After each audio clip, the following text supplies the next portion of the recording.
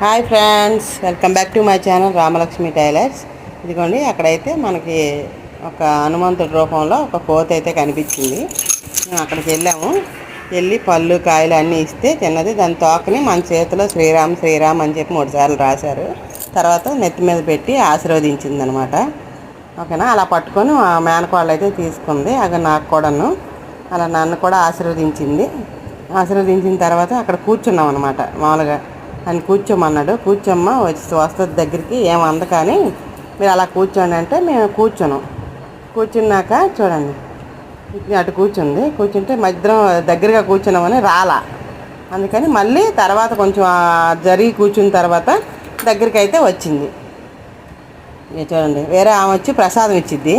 ఆ ప్రసాదాన్ని ఏం చేసిందంటే నచ్చలు కింద పడేసింది. వీడియో నచ్చితే లైక్ చేయండి, షేర్ చేయండి, సబ్స్క్రైబ్ చేయండి. Bye bye.